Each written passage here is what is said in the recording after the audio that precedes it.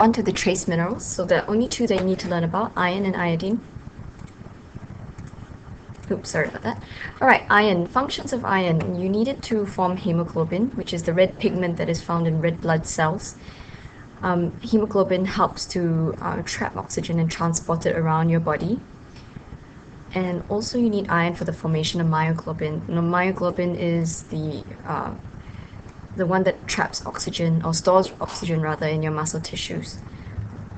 So iron is needed for cellular respiration. Without iron, you won't be able to transport oxygen around the body, and without the oxygen, you won't be able to break down carbohydrates to release energy in cells. Now, where do you get iron from? Mostly red meat, liver, egg yolk. You also get it from dark green leafy vegetables and also cereals, especially in whole grains, because it's the bran layer that contains most of that iron. When you don't have enough iron, you get a deficiency disease called anemia. It's when your body has insufficient oxygen being transported around. And anemia is also associated with abnormally heavy and continuous bleeding. People who are especially prone to anemia are vegetarians, because they're getting most of their iron sources from vegetables, which is a little bit harder to absorb than compared to meat sources.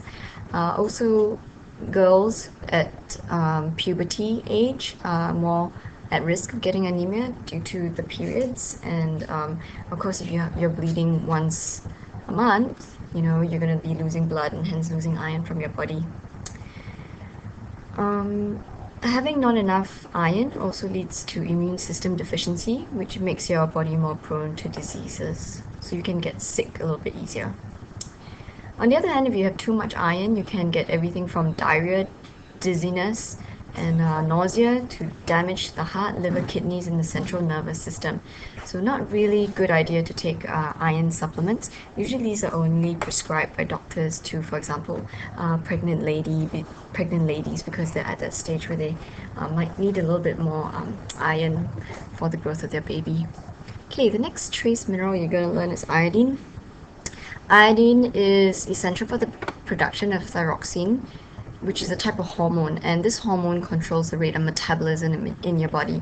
And you would have learned about metabolism from the second chapter on energy balance. Iodine also promotes general growth and development of your body. Sorry, the hormone thyroxine also promotes general growth and development of your body, and iodine is important in that hormone. So where do you get iodine from? It's mostly from foods that are from the ocean. So you get seafood, your fish, crustaceans such as lobsters, prawns, and shellfish such as clams. You also get it from seaweed. So if you're vegetarian, you'd want to incorporate seaweed into your diet so that you can get iodine. Now, a lot of people also take iodized salt, especially people who don't particularly like eating seafood. If you don't have enough iodine, you get this very fat neck growth, which is called goiter, and this happens because your thyroid gland, which actually exists in your throat, which is around this region here, will actually start to swell up, and that's what causes the goiter.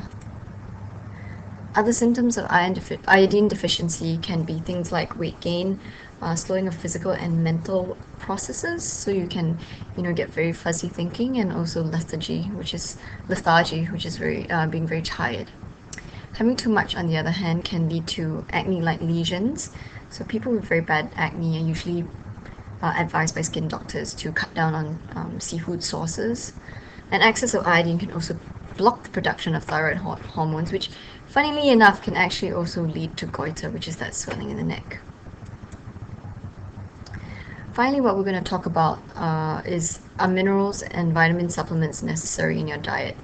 Now, vitamin and mineral supplements can come in many various forms. So, for example, they have chewable and effervescent tablets. Now, these are good for children who are particularly dislike swallowing pills. So these are sometimes good for them, especially the chewable ones that are flavored.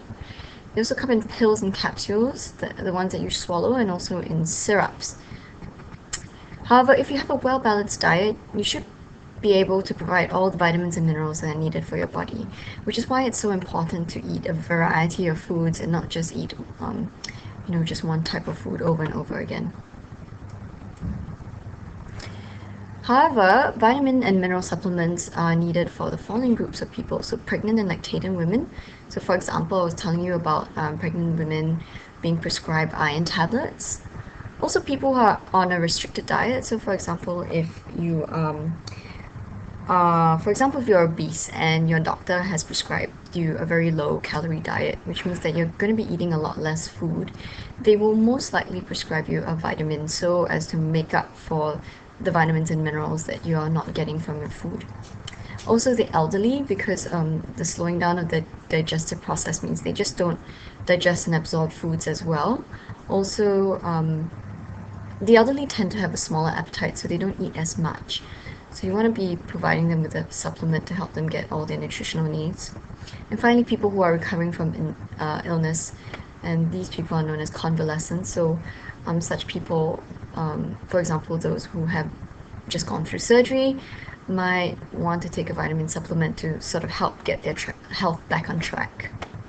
Okay, so for the test, I'll be testing you on both these vitamins and minerals, but I won't be testing you this time around on the vitamin and mineral supplements.